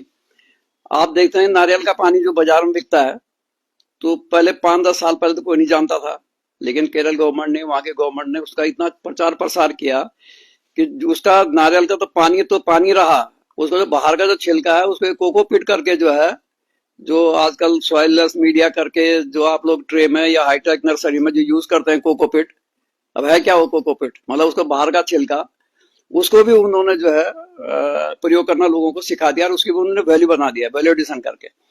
तो बार बार ये कहना कि सरकार की कमी है, लेकिन कमी तो है ही, मतलब उसका प्रचार प्रसार नहीं हुआ। दूसरा, जो आंकड़े की आप बात कर रहे थे, सरकार ने कितना हल्का कर दिया, आप कितना बता रहे थे? 91,000। नई रिपोर्ट सरकार की है 31,000 मैट्रिक टन होता है। जब उनका मीडिया में जब हल्ला गुल्ला मचा कि साहब ये आंकड़े ऐसे, पहले उन्होंने कहा कि हमारे मतलब सरकार का जो डाटा है वो ये था कि 21,000 हेक्टेयर में हमारा माल्टा या नींबू वर्गीय फलों का उत्पादन होता है। ये 2022 तक का डाटा है इनका, और उसमें ये था कि 91,000 मैट्रिक टन जो है उत्पादन होता है। लेटेस्ट जो डाटा है इनका, क्योंकि उसके बाद जब हल्ला गुल्ला मचा कि भाई जमीन में तो कुछ है ही नहीं, इन्होंने कई प्रोसेसिंग यूनिट वालों ने आवेदन किया, एग्रो ने किया, कई लोगों ने किया, तो जब देखा कि फल तो कहीं है ही नहीं, इस तरह से फिर जो पलायन आयोग की जो रिपोर्ट थी उसने भी देखा कि भाई ये तो इनके तो आंकड़े सही है ही नहीं, धरातल पर है ही नहीं। तो अब सरकार कह रही है कि जलवायु परिवर्तन के कारण पहले जो जितना उत्पादन था पूरे फलों का 1,81,000 हेक्टेयर था, और अब रह गया केवल 81,000 हेक्टेयर। मतलब 1 लाख हेक्टेयर माने 50,000 नाली, नहीं 50 लाख नाली जमीन पे जो है वो बाग कम हो गए। तो जलवायु परिवर्तन से फल उत्पादन तो हमने सुना था कि कम होना है, लेकिन ये चमत्कार उत्तराखंड में ही हुआ कि पूरा 50 लाख नाली जमीन ही जलवायु परिवर्तन से कम हो गई। और हमारी असंवेदनशीलता देखिए कि किसी भी पत्रकार ने, किसी से जर्नलिस्ट ने ये बात नहीं उठाई। मैंने लिखे भी इसमें आर्टिकल लिखे, 1-2 लिखे। तो अब जो है, जो आज की जो फिगर है माल्टा की, वो 9,000 कुछ या 10,000 करीब क्षेत्रफल में है, और 21, हाँ मतलब 21,000 करीब जो है उसका वो 31,000 करीब जो है उसका मैट्रिक टन उत्पादन है। आपने 3 सवाल पूछे कि क्या होना चाहिए। सरकार चलती है शासनादेशों से, नियमों से और कानूनों से। अफसोस की बात है कि उत्तराखंड में कम से कम कृषि और उद्यान विभाग में न शासनादेशों का अनुपालन होता है, न नियमों का, न कानूनों का। मैं ये बात इसलिए कर रहा हूं दावे के साथ कि सारे एक्ट इनके बने हैं, जैविक act, nursery act, seed act, दुनिया भर के एक्ट बने हैं। नर्सरी एक्ट में आपने देखा होगा कि हम लोग हाईकोर्ट तक गए, सरकार हाईकोर्ट तक पहुंची, सुप्रीम कोर्ट से आ रहे। तो कहने का मतलब यह है कि जब सरकार की, कोई भी सरकार हो, हमारी सरकारों की कहेंगे, सरकार की नहीं कहेंगे, 24 साल राज्य बने हुए हो गए, न इनकी नीति सही रही, न नियत सही रही और न दृढ़ इच्छा शक्ति रही। जब हम उद्यान विकास की बात करते हैं तो उद्यान विकास की बात जब होती है तो वो चौबटे गार्डन से शुरू होती है। अंग्रेजों ने 1860 में यहाँ के टेम्परेट जो ठंडी क्लाइमेट के जो फल होते हैं उन पर रिसर्च करने के लिए, उन पर शोध कार्य करने के लिए कैसे उनको लगाते हैं, क्योंकि 1860 से पहले सेब, आड़ू, नाशपाती, खुमानी, आलू वगैरह कोई नहीं जानता था। ये सारे अंग्रेज लोग लाए, उन्होंने शुरुआत की उसकी और धीरे धीरे जो है वो उसका फैला हुआ। इतने यहाँ के लोग रहे, गोविंद वल्लभ पंत जी मुख्यमंत्री रहे, एच.एन. बहुगुणा रहे, नारायण तिवारी रहे, भगदर्शन सिंह जी तरीके जो पहाड़ी सोच के रहे, इन सब लोगों ने मिल करके कुछ ना कुछ योगदान दिया होगा, यहाँ के कंट्रीब्यूट किए होंगे। और आज की तारीख में पूरे उत्तराखंड की हम बात करेंगे तो सबसे ज्यादा ICAR के और क्या कहते हैं इंस्टीट्यूट यहाँ पे हैं। आप विवेकानंद पर्वतीय शोध संस्थान यहाँ पे है, जड़ी बूटी शोध एवं विकास संस्थान यहाँ पे है, आपका जो है Indian institute of temperate horticulture Mukteshwar Bageshwar में है। इसके अलावा जो है ये हिमालयन पर्यावरण वाला कोसी में है। मेरा कहने का मतलब यह है कि पंतनगर कृषि विश्वविद्यालय, कृषि एवं प्रौद्योगिक विश्वविद्यालय, भरसार भी खोला इन्होंने के साथ उद्यान विकास के नाम पे है, भरसार विश्वविद्यालय बना। लेकिन इन विश्वविद्यालयों की, इन शोध केंद्रों की, इन वैज्ञानिकों का कार्यदायी विभागों से, चाहे वो कृषि विभाग हो, चाहे उद्यान विभाग हो, कोई संपर्क नहीं, कोई समन्वय नहीं, कोई आपसी तालमेल नहीं। मतलब अगर ये सबसे इंपॉर्टेंट चीज है, मतलब कहने का मेरा अभिप्राय यह है कि आज की तारीख में जब हम हाईटेक की बात करते हैं, हम चाहते हैं कि पौधे हमारा उत्पादकता बढ़े, हमारी उत्पादन जो है वो गुणवत्ता युक्त हो, तो बिना टेक्नोलॉजी के आप ये नहीं संभव है। जब तक आपको जानकारी नहीं होगी तो ये सारी चीजें जो है गौण हो जाएंगी और इसी तरह से पछताना पड़ेगा, जैसे माल्टा में। अब कीवी की बात कर रहे हैं हम, राव जी मुझसे ज्यादा जानते हैं, ये तो बागवान भी हैं, काफी लग गई कीवी। अब आज किसान फोन करता है इनको कि साहब मेरे 5 कुंटल है, उठा लो घनसाली से, और छर्री जैसी है। क्योंकि कीवी की जब तक साइज नहीं बढ़ेगी, जब तक आपको टेक्निकल नो हाउ नहीं पता है कि भाई उसमें पॉलिनेशन करना है, उसमें थिनिंग करनी है, उसको हटाना है, किस तरह से उसको ट्रेंड करना है, किस तरह से उसको फर्टिगेशन करना है, तब तक वो तो होगा नहीं। अब खाली योजना में उनको क्या कहते हैं स्ट्रक्चर पकड़ा दिया, उनको क्या कहते हैं पेड़ बांट दिए, ऐसे ही अपील में हो रहा है। तो कहने का मतलब अगर इस तरह का होता रहेगा तो आपने कहना बिल्कुल सही है कि यहाँ पे सारे संपन्न लोग देहरादून में रहते हैं, धातु संस्था अपने आप में सक्षम है, तो हम कुछ नहीं कर सकते। लेकिन एक हमारे नैतिक दायित्व बनता है कि हम सरकार पे एक दबाव बना सकते हैं कि भाई आखिर ये शासनादेश और नियम कानून जो आपने बनाए हैं इनका अनुपालन तो होना ही चाहिए। तो ये इस संस्था में तो ये वो है कि ये 3 बातें। पहला तो ये है कि जो शोध संस्थान हमारे उत्तराखंड में है उनका कार्यदायी जो विभाग है, कृषि विभाग है, उनका आपस में समन्वय होना चाहिए। ये मैं नहीं कर रहा हूँ, पहले एक डॉक्टर बिष्ट जी थे वाइस चांसलर पंतनगर के, उनका पूरा नोट है। उनका यही है कि प्रसार, विकास और शोध संस्थाओं में समन्वय न होने के कारण उद्यान विकास जो है पर्वतीय क्षेत्रों में नहीं हो पा रहा है। अभी मैं चौहान साहब का, डॉक्टर चौहान साहब का एक टीवी में इंटरव्यू सुन रहा था, किसी पत्रकार ने इंटरव्यू लिया कि साहब आप इतने बड़े उसके पहाड़ के रहने वाले हो, आप जो है क्यों नहीं इसमें आगे आते हो। उनका स्पष्ट मानना था कि जब सरकार चाहेगी हमसे तभी तो हम काम करेंगे। तो ये कहीं ना कहीं एक लैक्यूना है। हो सकता है कि माननीय मंत्री जी के संज्ञान में ये बातें ना हो, तो आपके माध्यम से ये बातें जो है उन तक जा सकती हैं। सबसे जो देखो, अच्छी उपज के लिए, अच्छी गुणवत्ता की उपज के लिए 3 बातें ध्यान में रखनी पड़ती हैं। सबसे पहले जो भी सीड या जो भी हमारा प्लांट मटेरियल है वो वंशानुगत रूप से शुद्ध होना चाहिए। मतलब मैं किसी पर्टिकुलर उसकी मांग कर रहा हूं तो वही मेरे को मिलना चाहिए। और वही सबसे बड़ा लैक्यूना हमारे पास हुई है कि आज की तारीख में हमारे पास कोई प्लांट मटेरियल नहीं है, ढंग का प्लांट मटेरियल। दूसरी बात, किस जलवायु में कौन सा पौधा लगना चाहिए उसकी वो हमें जानकारी मतलब उतनी किसानों तक हो नहीं पाती। उन्होंने कहा योजना बन गई, अपील मिशन है, 12 लाख मिलने हैं, तो कहीं भी उसको लगा दे रहे हैं। और आज की तारीख में क्योंकि मैं फेसबुक से जुड़े काफी लोग में से किसान जुड़े हुए हैं, तो जो बीमारी सेब में 20 साल बाद आनी थी वो 2 ही साल में आनी शुरू हो गई, क्योंकि उसका तो उतनी ठंड यहाँ पड़ती नहीं है जितनी की मिलनी चाहिए। अब 6000 से नीचे अगर आप सेब लगाओगे और दक्षिण दिशा को लगाओगे तो निश्चित रूप से उससे परेशानी होनी। तो कहने का मतलब यह है कि 2-3 चीजों पे हमें ध्यान रखना पड़ेगा। और तीसरी जो सबसे इंपॉर्टेंट बात है, माननीय मोदी जी ने 2017 में किसानों की आय दुगनी करने के लिए कहा था, कि 5 साल में हम 2022 तक किसानों की आय दुगनी कर देंगे। और उन्होंने कई पैरामीटर मतलब क्रॉप मैंने उसके लेके मतलब फसल उत्पादन से लेकर के और पोस्ट हार्वेस्ट तक के सारे जितनी भी जरूरत थी किसानों की, सब में योजना बनाई। प्रत्येक राज्य को हजार करोड़ रुपया योजनाओं में दी, चाहे वो बीज के लिए हो, चाहे हॉर्टिकल्चर टेक्नोलॉजी मिशन हो, चाहे आपका ड्रिप इरिगेशन हो, चाहे पोस्ट हार्वेस्ट मैनेजमेंट हो, जितनी भी स्कीम्स हैं। लेकिन उसमें शर्त ये थी कि वो सारा का सारा पैसा किसान के खाते में जाएगा, डीबीटी के थ्रू, डायरेक्ट बेनिफिट ट्रांसफर। उसके माध्यम से किसानों के खाते में पैसा जाएगा। किसान कृषि विश्वविद्यालयों से, आईसीआर के इंस्टीट्यूशन से या कोई भी जो ब्रांडेड जो कंपनी होगी वहां से बीज खरीदेगा अपनी मनपसंद का, और वो सरकार को बिल देगा जो अनुदान का पैसा हो किसान खाते में का। उत्तर प्रदेश, हिमाचल प्रदेश, मेघालय, जितने भी नॉर्थ ईस्ट स्टेट, सारे भारतवर्ष में ये लागू है।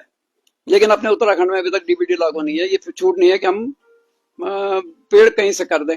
अरे पन्नगर वाले बना, पन्नगर में राव जी की बात हुई 20 साल से, उनके कहने ये था जब हमसे कोई खरीदता ही नहीं तो हम काय को उत्पादन कर रहे हैं। तो ये सारी चीजें हैं, तो इन पर सब पर चर्चाएं होनी चाहिए। तो मैंने कहा 3 बिंदु हो गए, एक डीबीटी हो गया, एक उनका क्या कहते हैं शोध संस्थानों का और जो कार्यदायी विभाग है उनका आपस में समन्वय होना चाहिए। और तीसरा जो क्वालिटी प्लांट मटेरियल है, जब तक बीज और क्वालिटी प्लांट मटेरियल नहीं होगा तो नहीं हो पाएगा। धन्यवाद। हुक्साल जी ने विशद जानकारी दी, हुक्साल जी ने थोड़ी टेक्निकल जानकारी भी दी। हमारे बीच में बहुत सारे जो सामाजिक सक्रिय लोग हैं, ये हम उन पर छोड़ते हैं कि जो उनकी इंफॉर्मेशन है इनका हम एक सोशल अवेयरनेस के लिए एक सामाजिक मुद्दे में से तब्दील करने के लिए कैसे इस्तेमाल करें, और हम कैसे दबाव बनाए इन इंस्टीट्यूट्स पर कि एक रास्ता खोलें। क्योंकि बार बार हम इस बात को इंगित करना चाहते हैं कि माल्टा का सवाल वो कुछ किसानों का सवाल नहीं है, वो उत्तराखंड के 24 साल की जो हमारी बदहाल गाथा है, और ये कितना आने वाले समय में कितना और खतरनाक होने वाला है, कितने और गांव और कितने और खेत बंजर होने वाले हैं, ये सब इन्हीं चिंताओं से आगे बढ़ने वाला सवाल है। और मैं चाहूंगा कि बीरभान जी भी इस पर अपनी बात रखें। बीरभान जी से हम ज्यादा उम्मीद इसलिए रखते हैं कि बीरभान जी इस पर प्रैक्टिकल काम कर रहे हैं, और जो उनका जो समझ आई इसको जब जमीन पे काम करते हैं तो व्यवहारिक अनुभव होते हैं। तो मैं चाहूंगा कि बीरभान जी जो गवर्नमेंट के लेवल पर और समाज के लेवल पर आपको क्या लगता है महत्वपूर्ण बिंदु 3 है, उसके बाद हम लोगों से बातचीत करते हैं।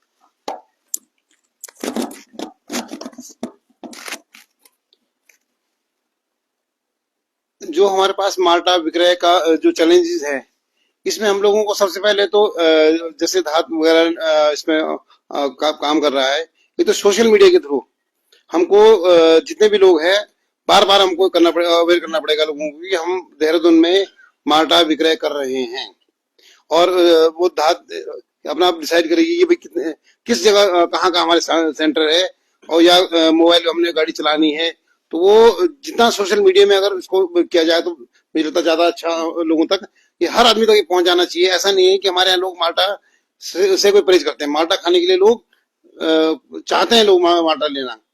5-10 किलो माल्टा बहुत महंगा नहीं पड़ता लोगों को, क्योंकि अगर 10 किलो माल्टा भी लेते हैं तो 500 रुपए से ज्यादा का वैल्यू इसमें नहीं बनती है, तो इतना किसी को भी खर्च करने में कोई दिक्कत नहीं है। तो अगर सोशल मीडिया के थ्रू ये सब चीज प्रचार प्रसार किया जाए कि भाई हम लोग देहरादून में माल्टा विक्रय करेंगे, और किस दिन कहाँ हमारी गाड़ी रहेगी, या कौन कौन से हमारे सेंटर है, तो शायद मेरे लिए बहुत अच्छा रहेगा।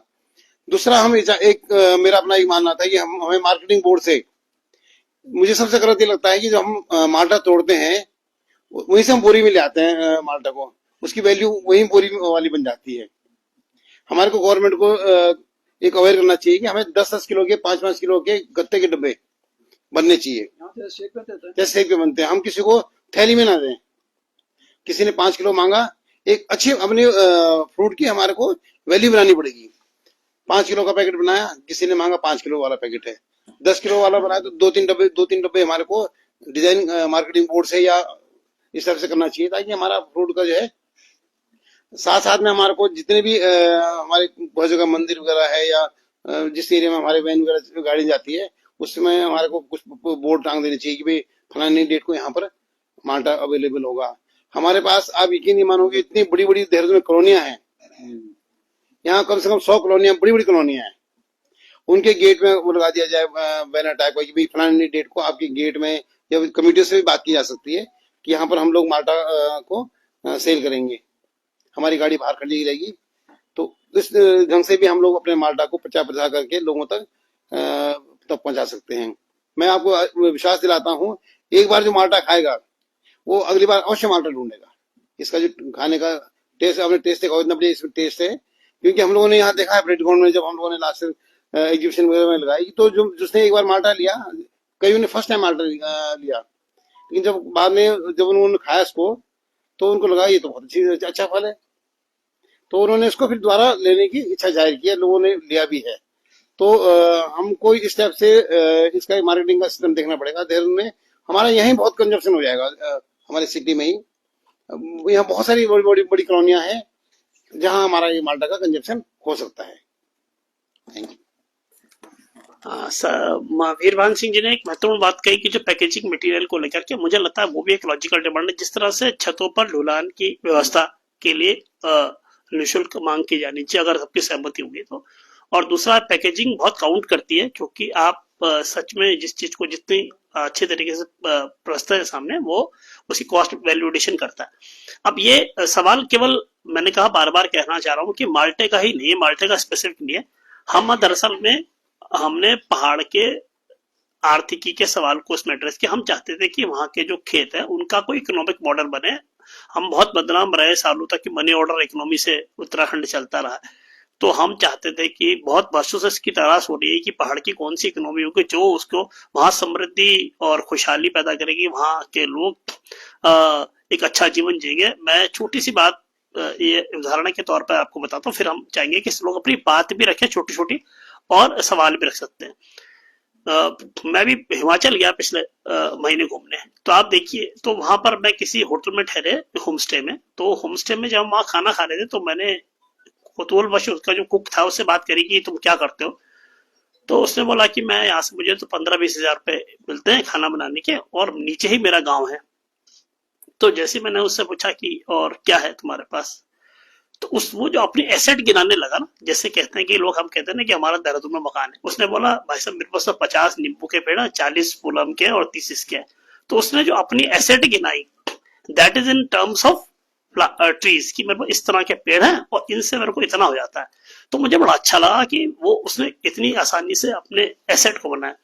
लेकिन उत्तराखंड में मतलब पहाड़ उत्तराखंड में विशेष रूप से अभी तक ये ट्रेडिशन नहीं आया कि हमारे पेड़ हमारे लिए एसेट बने। वो दरअसल में माल्टा ये बता रहा है कि वो हमारा लाइबिलिटी बन रहे हैं। जो रुद्रप्रयाग के किसान हैं, वो 92 वर्षीय, वो बता रहे थे कि उन्होंने 3 बार अप्लाई कर दिया कि मेरे को पेड़ काटने की अनुमति दो, क्योंकि ये मेरी छाती पर हर साल इतने फल तोड़ करके छोड़ जा रहे हैं। और माल्टे की एक दिक्कत क्या होती है, वो 5-5 कुंटल एक ही पेड़ पे हो जाता है, तो वो एक समस्या आ रही। वो कैसे हिमाचल में पेड़ एसेट बन गया और कैसे हमारे लिए लाइबिलिटी बन गया, ये उदाहरण है। और हमने पिछले 24 सालों से हिमाचल की ही बात होती है, हिमाचल में फल की इकोनॉमी है, हिमाचल में ये है और उतना, तो ये क्या कारण है कि यहाँ नहीं हो पाए। तो इस पर हम सब भी अपनी बात रखेंगे और अब दोनों विशेषज्ञों से भी रखेंगे कि ऐसा क्यों है कि वहाँ एक फलों की पूरी इकोनॉमी है, पूरा सिस्टम है, मार्केट है, और यहाँ ऐसा नहीं है। तो इस पर मैं चाहूंगा ओपन भी आ जाएगी बातचीत। तो अगर कोई भी अपनी बात रखना चाहेगा तो शुभम सबको माइक दे सकते हैं, लेकिन शर्त यह कि बात अपनी छोटी छोटी रखेंगे। उसके बाद हम इसी बात पर हम एक्सपर्ट से भी अपनी बातचीत लेंगे। तो माइक दोनों एक साथ रखेंगे, क्योंकि मेरे ख्याल से फोन एक साथ चल रहे हैं, जैसा ठीक।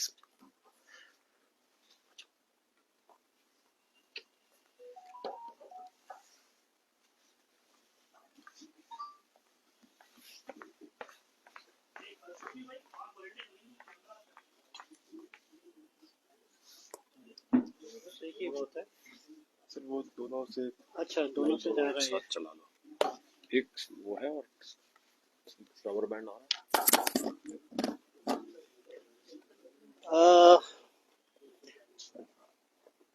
डॉक्टर खोकसाल और वीरबान जी सी, आप दोनों को धन्यवाद।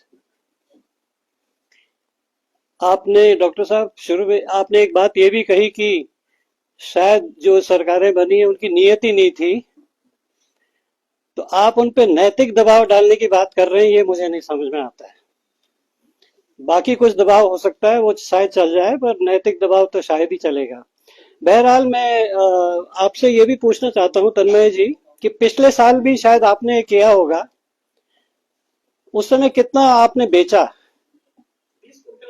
20 बेच दिया आपने।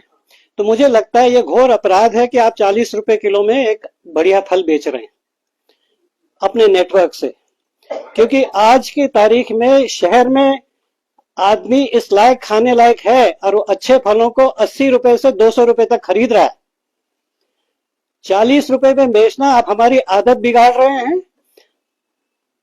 और उन लोगों के साथ भी, किसानों के साथ भी थोड़ा सा अन्याय हो रहा है। तो आपका नेटवर्क इतना अच्छा है तो इसको कम से कम एक अच्छा सा मूल्य रखें आप कि जो। और तीसरी बात मैं ये कह रहा हूं कि ये चीजें सरकार के भरोसे नहीं चलती हैं। आपका इतना अच्छा नेटवर्क है और आप खुद भी किसानों से सीधा ले रहे हैं, तो आप क्या कोऑपरेटिव की बात नहीं सोच सकते हैं? किसानों का अपना एक कोऑपरेटिव बने और तो उसमें ये हो सकता है कि फला तारीख को ऑर्डिनेंस फैक्ट्री में आ रहा है, फला कॉलोनी में फला तारीख को आ रहा है, तो ये एक थोड़ा क्रेज हो जाएगा। तो आपस में वो कितनी तारीख को बताया था, तो मैं समझता हूँ शायद ये सेल प्रमोशन का तरीका हो सकता है, लेकिन इसमें प्रचार प्रसार के लिए थोड़ी कई चीजें यूनिक भी करनी पड़ेगी, चाहे कोई डले के रूप में, जैसे अभी गुरुजी ने कहा, वो बिल्कुल सटीक बात है। धन्यवाद।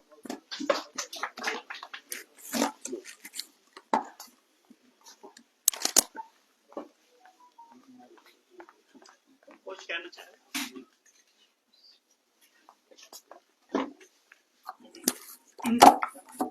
मेरा नाम अभय शर्मा है और मैं संयुक्त नागरिक सेंटर से जुड़ा हुआ हूँ। और मैं धात का बहुत बहुत धन्यवाद करता हूँ मंचासीन अतिथियों का कि आपने हमेशा अच्छे मुद्दे पे बात करी है, और इसलिए मैं प्रतिभाग भी करता हूँ, इसको बहुत नॉलेज भी मिलती है इसमें। मैं आपसे एक बात कहना चाहता हूँ कि हम कितने ही मॉडल बन जाएं, लेकिन बिना किसान की मेहनत के हम जिंदा नहीं रह सकते। तो हमारे किसान बहुत मेहनत करते हैं। और मार्केट की भी बात यहाँ पे आई। मार्केट का देखिए 2-3 बात साफ निकल के आई यहाँ पे कि मार्केट में जो दिखता है वही बिकता है, और हम दिखाने नहीं कर पा रहे। आप छोटे से बच्चे को एक दुकान पे ले जाए तो अंकल चिप्स पे सबसे पहले उंगली रखता है, लेकिन साधारण दिया जाएगा उस पर नहीं करता है। तो इस तरीके की चीजें कि हमें इस पर भी मार्केट में ध्यान देना है। और लेकिन वो खेद की बात है कि वो अभी अधूरा पड़ा है। मुझे लगता है कि इस विषय पे भी हमारे साथी अगर ध्यान देंगे तो अच्छा है। धन्यवाद। तन्मय जी का बहुत बहुत धन्यवाद। उन्होंने एक ऐसी समस्या को लिया जो किसान की रोजी रोटी से संबंधित है, और इतना ये सरकार की नीति है तो आपको पता ही है, प्रचार प्रसार तो बहुत ज्यादा होता है, लेकिन अब स्थल पर काम शून्य ही होता है। तो ये एक बहुत अच्छा मुद्दा है। इतना बड़ा संगठन आपका है तो आपके पास में इतने बड़े बड़े ग्रुप हैं, उसके माध्यम से भी सब लोग आगे आ सकते हैं। इसमें अपने क्षेत्र का प्रतिनिधित्व सब लोग संगठन वाले करते हैं। वो एक जब आपकी वैन आए तो उस समय आपको उस समय जो नारंगी है, माल्टा है और मौसमी है और संतरा है, इन चारों के बारे में इनमें क्या अंतर है और कौन से स्वास्थ्य के लिए अच्छे है और क्या है, इसके बारे में भी विशेषज्ञ बताएं तो जो सब लोगों के लिए लाभदायक होगा। हाँ, किनो वही 4 चीजें हैं। हाँ, 4 चीजें हैं।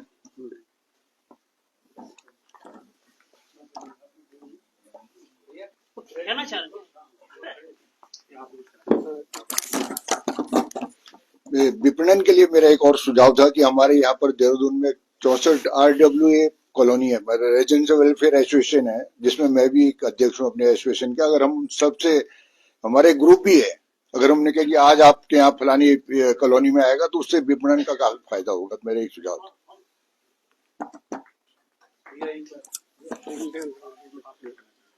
अच्छा, ओके, थैंक यू सर। हाँ, ठीक, दोनों अच्छा। मेरा एक छोटा सा सुझाव है, हर एक प्रोडक्ट के लिए मार्केटिंग की बहुत आवश्यकता होती है। जब तक मार्केटिंग उसकी अच्छी नहीं हुई तो लोगों की रीच तक जो पहुंचेगा नहीं है। अब हमारे जैसे, मैं इसको चाहता था कि मतलब कहीं इसमें धार्मिक वो अनुष्ठान में इसको लिंक किया जाए। जैसे हमारी पंचफल, हर जगह हर पूजा होती है, पंचफल काम आते हैं। मंदिर में जाइए आप, कहीं भी जाइए, पंचफल की मांग होती है। उस पंचफल में ये माल्टा भी जो है हम उसको शामिल कर सकते हैं, या उसका सोशल मीडिया से या और तरीके से उसका प्रचार प्रसार कर सकते हैं, है ना। तो ये नेसेसरी बन जाएगी, एक कमोडिटी बन जाएगी मार्केटिंग की, अगर इसको उसमें लिंक करे पंचफल में।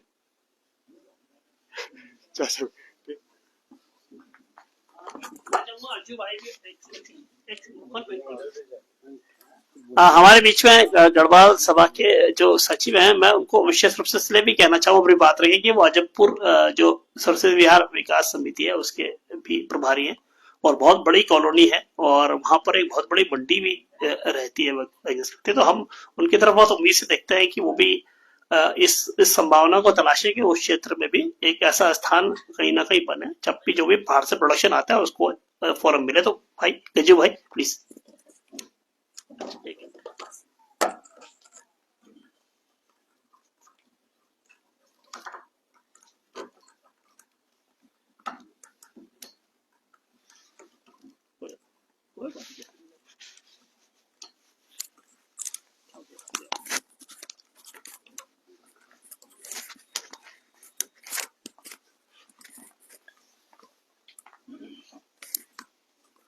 सबको मेरा नमस्कार। तन्मय भाई के जो भी कार्यक्रम होते हैं बहुत ही अच्छे होते हैं। और जहां तक माल्टा की बात हो रही है, तो जो हमारा क्षेत्र है अजयपुर में, तो वहाँ पे 2-3 स्थान है जहाँ पर हम भी लगा सकते हैं। और आप जब भी बोलोगे हम वहाँ पे पूरा प्रयास करेंगे कि हमारे यहाँ कम से कम 10-15 हजार लोग रहते हैं, तो वहाँ पे काफी अच्छी सेल हो सकती है। धन्यवाद।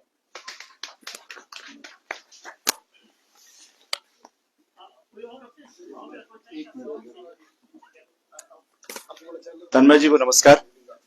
धात से मैं दूसरी बार यहाँ पे आ रहा हूँ, और बेसिकली मेरा तो यहाँ बिस्टगांव में लीची का बागान है और काफी समय से मेरे दादा परदादा उसको करते आए हैं।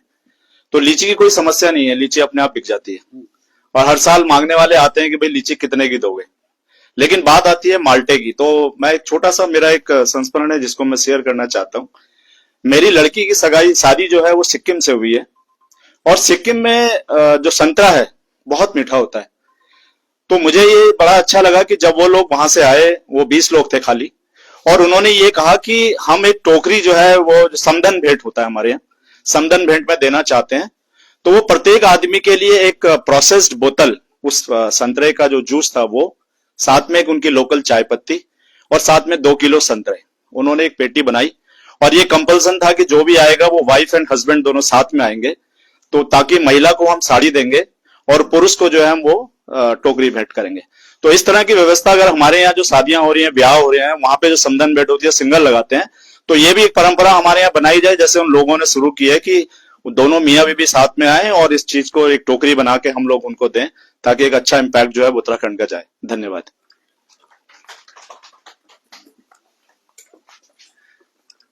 मेरा एक ही सुझाव है इस बारे में कि हमारा जितना भी माल्टा होता है या बुनास है, माल्टा है, कोई भी चीजें हैं, सब पंच केदार और पंच बद्री वाले क्षेत्रों में होता है सारा का सारा। लोकल लोगों की वहाँ पे शॉप्स होती हैं, लोकल लोग ही वहाँ पे मार्केट करते हैं पूरा का पूरा। उनको अवेयरनेस ये फैलाई जाए, ये की जाए कि कोल्ड ड्रिंक जो जाती है नीचे से ऊपर, वो वहाँ पे कुछ भी ना बिके। उसकी जगह हमारे अगर माल्टा के जूस या बुनास या लोकल प्रोडक्ट अगर बिकने शुरू हो जाएंगे तो सारे लोग जो है उसकी यूटिलिटी भी बताई जाए, इसके फायदे हैं, तो लोग उसको अपने साथ भी ले जाएंगे। ये चीजें मेरे कहना है इसमें, थ्रू एम्पोरियम और थ्रू एग्जीबिशन इस चीज को किया जाए। विक्रम सिंह रावत जी, मैं आपको आपसे बातचीत नहीं, आप जरूर कहें अपनी बात।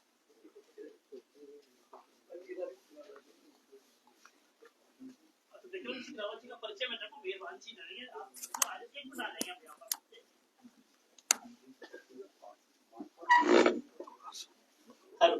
मैं चाहूंगा विक्रम सिंह रावत जी हमारे उत्तराखंड के बहुत प्रसिद्ध सुप्रसिद्ध और उनका उद्यान पर काम है, और मैं चाहूंगा कि वो अपनी बात में रखें और उनके बारे में जरूर बातचीत।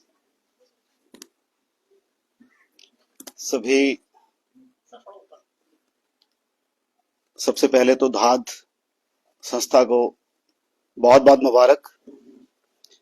पिछले वर्ष भी मेरी कोशिश थी कि मैं इसमें आ पाता, लेकिन किसी वजह से, क्योंकि मैं हिमाचल में रहता हूं, और लकीली इस बार आज मुझे जाना था, तो हमारा जो संस्था है जिसके रावत जी अध्यक्ष भी हैं, तो उसके संस्था के माध्यम से मुझे पता चला कि आज यहाँ पर ये प्रोग्राम है 4 बजे।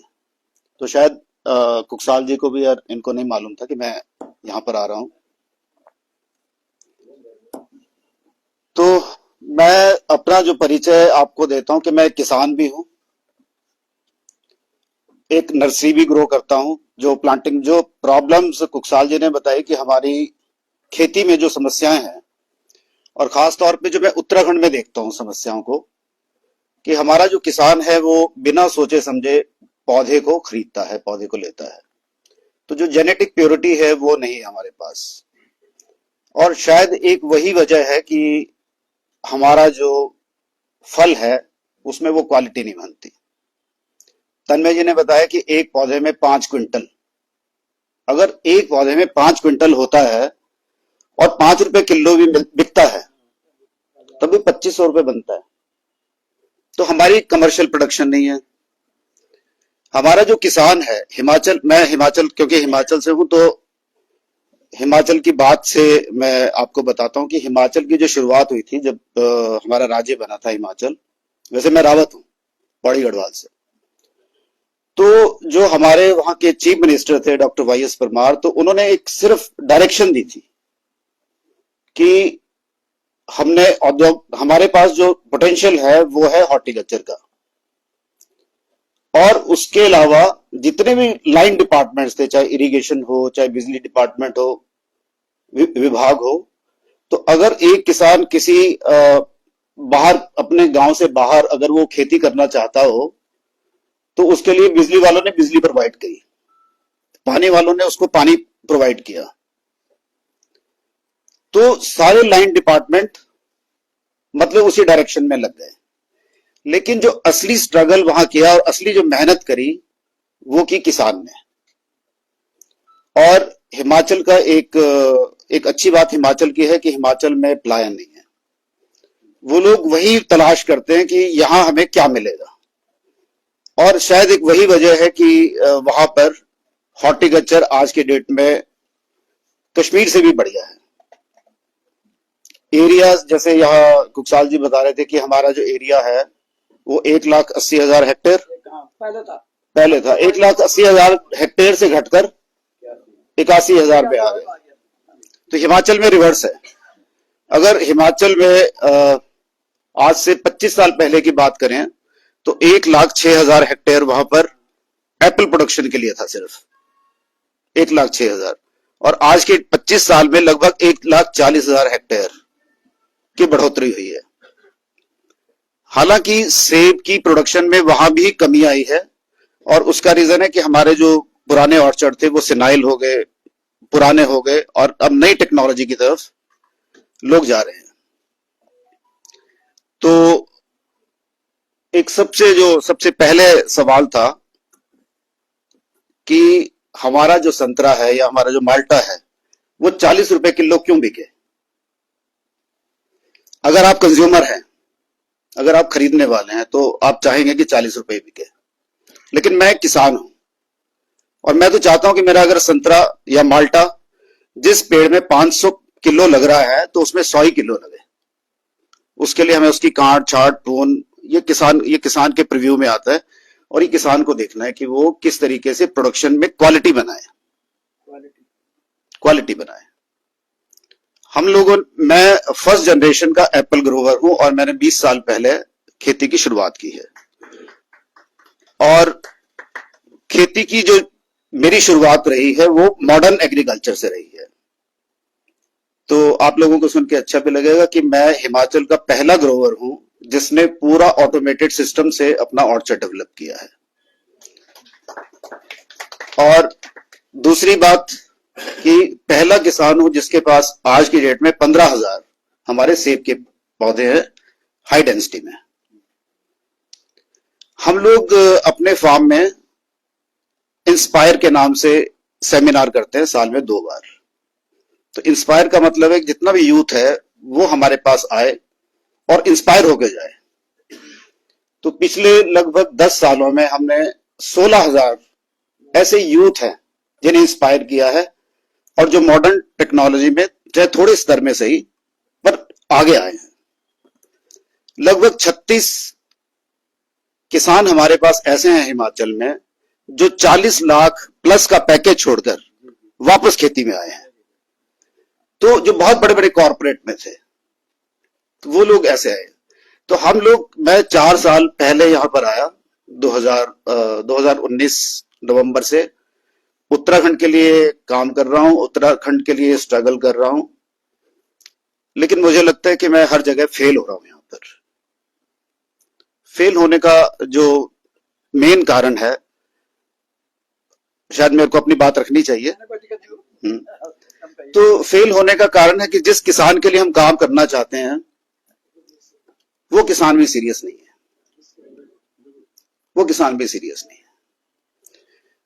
किसान के साथ फेल हो गए तो हमने कहा चलो सरकार के साथ करते हैं काम। सरकार भी सीरियस नहीं है।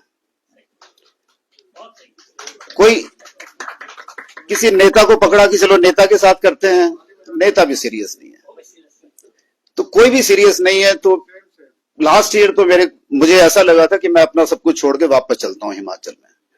लेकिन फिर कुछ हमारा ग्रुप बना, थोड़ी सी एक उम्मीद जगी कि चलो एक बार और कोशिश करते हैं। यहां पर हिमाचल का जो सबसे बड़ा प्लस पॉइंट है कि हिमाचल में किसान सेंट्रिक इकोनॉमी है। किसान सेंटर में बैठा है। वहां पर सारे विभाग की नजर किसान के ऊपर है और बाकी सारा विभाग, सारी पॉलिटिक्स, ब्यूरोक्रेसी, टेक्नोक्रेट्स सब साइड में है। जितनी हमारी ऑर्गेनाइजेशंस है उसमें जितने भी स्टेक होल्डर्स हैं, सबसे बड़ा जो स्टेक होल्डर हिमाचल में है वो किसान है। तो हर कमेटी में किसान की पार्टिसिपेशन है। ऑर्गेनिक पॉलिसी बनी थी तो उसमें लगभग जब हमारी हिमाचल की बनी थी तो उसमें 50% टेक्नोक्रेट्स थे और 50% फार्मर्स थे सजेशंस देने वाले कि नहीं ये ऐसा नहीं होना चाहिए, ऐसा होना चाहिए। यहां की अगर हम पॉलिसी देखते हैं, उत्तराखंड की पॉलिसी देखते हैं, तो चाहे वो नर्सरी एक्ट हो तो उसमें बहुत सारी खामियां मुझे दिखती हैं। मैंने नर्सरी की, एप्पल की जो ट्रेनिंग ली है वो बाहर विदेशों में जाके ली है, तो मैं वहां के हिसाब से देखता हूं कि यहां पर अगर ऐसा हो तो ये कुछ